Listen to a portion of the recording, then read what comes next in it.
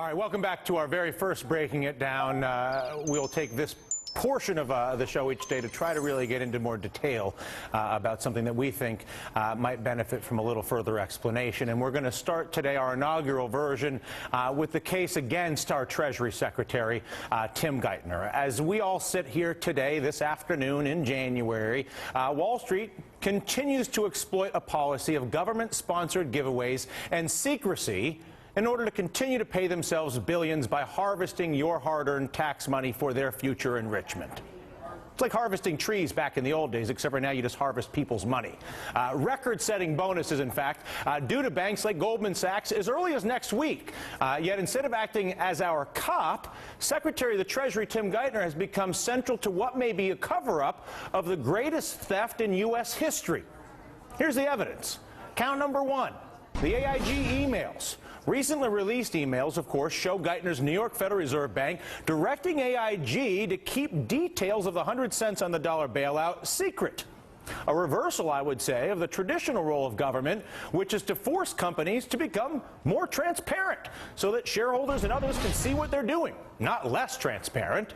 A Treasury spokeswoman says Geithner wasn't involved. Secretary Geithner played no role in these decisions, and indeed, by November 24th, they say, he was recused from working on issues involving specific companies, including AIG.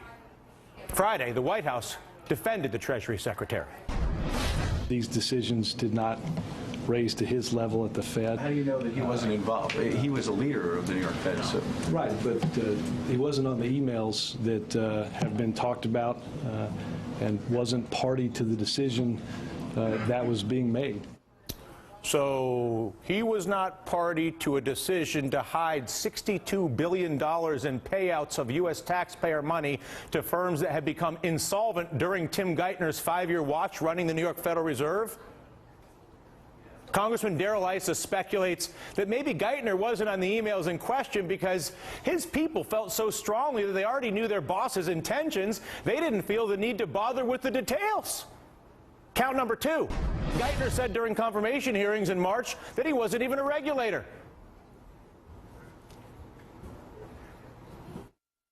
I've never been a regulator. Not a regulator nor a lawyer, unfortunately, so I'm not sure I can give you an adequate answer to that, but I'd be happy to think about it a little bit and get back to you with a view on. Well, I don't think it's complicated to think about the principle of innocent until proven guilty. How about the IRS? Can't you advise the IRS and say, don't assume anything until you prove these guys did something wrong before we prosecute them and say that they owe $500,000? I mean.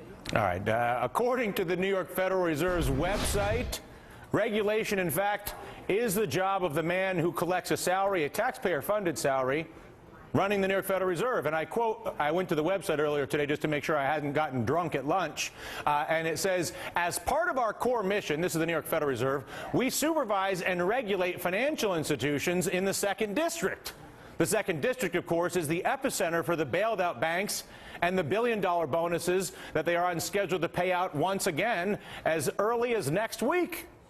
Count number three, what one blogger dubbed the Christmas Eve taxpayer massacre. As you and I were wrapping those last-minute presents, Geithner's Treasury Department wrapped the biggest present of them all, lifting the $400 billion cap on taxpayer responsibility for potential losses for Fannie and Freddie.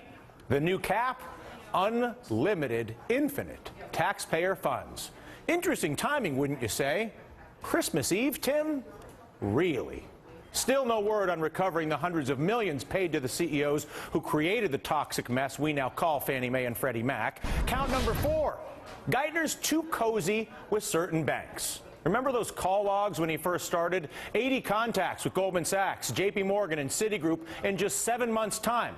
You'll notice, particularly Goldman and JP Morgan, basically have total monopolies on their markets and are wealthier than they've ever been. Meanwhile, Bank of America's CEO only received 3 calls. Apparently B of A not one of Geithner's favorites. You can see why when you consider that there are still many unanswered questions about Tim Geithner's role and threatening to fire Bank of America management if they didn't go through with a deal to buy the ever increasingly more toxic Merrill Lynch. Kind of jammed it in there and told them to shut up. Finally, count number 5, TARP investigator Neil Barofsky's report that says Geithner's New York Fed overpaid the big banks through AIG by billions of dollars. Geithner says it had to be done. Maybe so. Then again, maybe not. But that takes us to our penultimate point. Our ultimate need is, since the Treasury Secretary has yet to prove whose side he's really on, the Wall Street bigwigs who exploit our government to enrich themselves, or the American taxpayer who, by law, is forced to send vast fortunes to Washington, D.C., only to watch that money to be abused. Here's a litmus test for Mr. Geithner. Either show us the past 10 years of AIG emails between AIG, the New York Federal Reserve, and Goldman Sachs, or step down so that we can get somebody in there who will show them to us. A crime has been committed against America and its taxpayers. And right now, you, sir, Tim Geithner, are standing at the door of the crime scene, refusing to allow anybody in to even see the evidence. Show us you're not involved, Mr. Geithner. Prove the White House correct in defending you. All we're asking for is the transparency promised by the president you serve.